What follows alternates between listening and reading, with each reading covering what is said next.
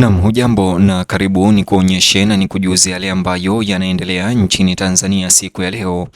Taarifa za kifo cha ghafla kutoka kwa Ikulu ya Samia Suluhu Tanzania kutoka kwa ofisi ya makamu wa rais sasa zimeshtua na kuhuzunisha taifa zima la Tanzania. Bonyeza alama like kisha bonyeza neno subscribe na alama kengele chini ya video hii kabla nikutaarifu ripoti hizi kwa kina na kwa undani zaidi. Tanzania imeingia katika mshtuko na huzuni kubwa kufuatia tangazo rasmi la ofisi ya makamu wa rais lililothibitisha kifo cha ghafla cha mmoja wa watumishi wake Ikulu wa muda mrefu, jambo ambalo limeibua majonzi katika duru za serikali na kwa Samia Suluhu na makamu wake wa rais pamoja na wananchi wote wa Tanzania kwa ujumla.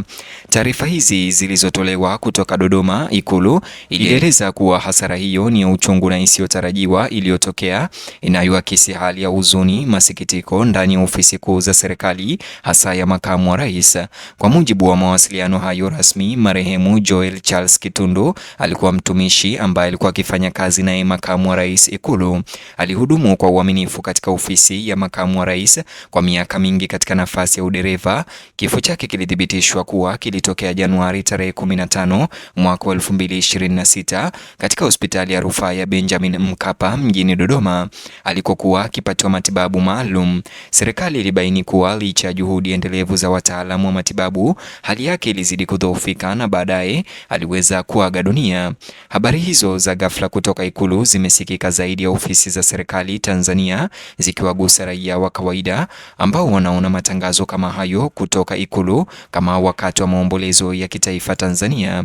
Katika ripoti iliyosambazwa kutoka kwa ofisi ya makamu wa rais, Tanzania iliandika hivi na ni kama unayoitazama kwenye skrini yako. Tanzia, ofisi ya makamu wa rais imepokea kwa masikitiko makubwa taarifa ya kifo cha aliyekuwa dereva katika ofisi ya makamu wa rais Tanzania, Bwana Joel Charles Kitundu aliyefariki tarehe 15 Januari mwaka 2026 katika hospitali ya Benjamin Mkapa jijini Dodoma alipokuwa akipatiwa matibabu.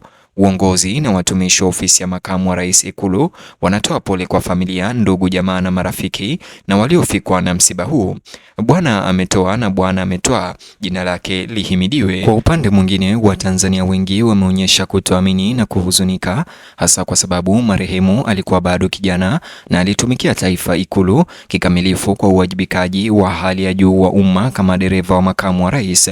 Kitundu alizaliwa mwaka wa 1985 akiwa na umri wa miaka 41 tu wakati wa kifo chake jana, umri ambao ulizingatiwa sana kama msingi wa maisha ya kitaaluma. Kwa hivyo kifo chake kimeelezwa kuwa pigo kubwa sio tu kwa familia yake bali pia kwa utumishi wa umma na serikali ya CCM ambao hupoteza afisa aliyejitolea afisa aliyejitolea na mzoefu katika ubora wake wa kazi.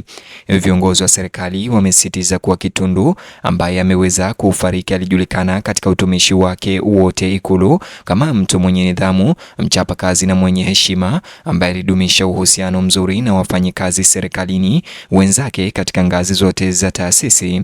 Sifa yake ya taaluma ilimfanya awe mtu wa kutegemewa ndani ya ofisi ya makamu wa rais, hasa katika kitengo nyeti cha usafiri kama dereva kinachosaidia shughuli za kila siku za serikali. Uongozi wa ofisi ya makamu wa rais sasa ukiongozwa na katibu mkuu na viongozi waandamizi umetoa salamu za rambirambi na pole kwa familia iliyofiwa. Walitambua jukumu kubwa la Kitundu katika kuhakikisha utekelezaji wa majukumu rasmi serikalini unafanyika kwa urahisi, pia wakibainisha kuwa huduma za usafiri ni nguzo muhimu ya ufanisi na usalama wa serikali na viongozi wa Tanzania. Katika ujumbe wao, viongozi wa serikali ya CCM walitambua kwamba hasara hiyo si ya kitaasisi pekee bali ni ya kibinafsi inayoathiri wanafamilia, marafiki na wafanyikazi wenza waliofanya kazi naye kwa karibu kwa miaka mingi. Walisisitiza kuwa kujitolea kwake na uaminifu wake kwa kazi ni mfano kwa watumishi wengine wa umma. Tangazo hilo lilionyesha kuwa Kitundu alibeba jukumu zito serikalini ama Ikulu. Katika jukumu lake ndani ya ofisi ya makamu wa rais, alikabidhiwa usalama na uaminifu wa maafisa wakuu wakati wa majukumu rasmi. Hata hivyo, mtazamo wake wa uangalifu na weledi katika kazi ulisifiwa mara kwa mara, huku viongozi wakibainisha kuwa nafasi nafasi hizo zinahitaji uaminifu na umahiri wa hali ya juu ndani ya idara za serikali. Hali hiyo imeelezwa kuwa mbaya, huku wafanyikazi wakihangaika kukubaliana kumradhi na kutokuwepo kwa mfanyikazi mwenzao ambaye amekuwa sehemu ya maisha yao ya kila siku ya kikazi.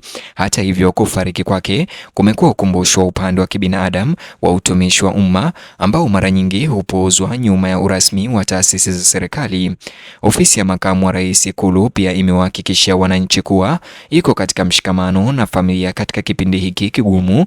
Mipango ya ibada ya mazishi inaratibiwa kwa pamoja kati ya familia na serikali, huku maelezo zaidi yakitolewa mara baada ya mashauriano kukamilika. Watanzania wengi sasa wamejitokeza katika mitandao ya kijamii kuonyesha huruma na mshikamano baada ya ripoti hizo zilizotumwa na Ikulu ama ofisi ya makamu wa rais Ikulu Dodoma, wakitoa sala na ujumbe wa faraja kwa familia na wafanyikazi wenzake wa marehemu pamoja na watumishi wa umma waliofanya kazi naye.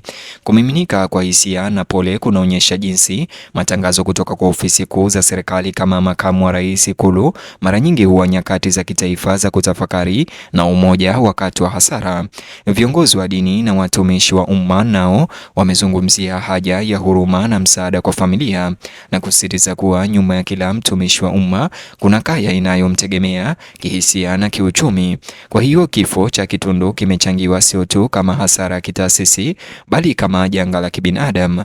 Wachambuzi wanaona kwamba matangazo kama hayo kutoka kwa urais na makamu wa rais yanasisitiza ukweli kwamba taasisi za serikali zinaundwa na watu ambao kujitolea kwao kunaendeleza shughuli za kila siku za serikali. Kifo cha mfanyikazi wa muda mrefu wa ofisi ya makamu wa rais huangazia michango ambayo mara nyingi haionekani ya wafanyikazi wa usaidizi ambao huhakikisha uendelevu wa utawala na viongozi. Ujumbe wa serikali ya CCM wa faraja ulitokana na lugha inayoegemea imani, ikionyesha utamaduni wa kutafuta nguvu za kiroho wakati wa kufiwa. Viongozi hao walitoa wito kwa taifa kumkumbuka marehemu kwa heshima na shukurani kwa utumishi wake kwa nchi. Huku mipango ya mazishi yake ikiendelea, wafanyikazi wenzake wameahidi kuenzi kumbukumbu yake kwa kuzingatia maadili aliyoyaenzi kwa utumishi wake Ikulu. Hata hivyo, weledi wake, unyenyekevu na kujitolea vinakumbukwa kama sifa zinazostahili kuigwa ndani ya utumishi wa umma. Katika siku zijazo, maelezo zaidi kuhusu kuaga kwa mwisho yanatarajiwa kushirikiwa na umma.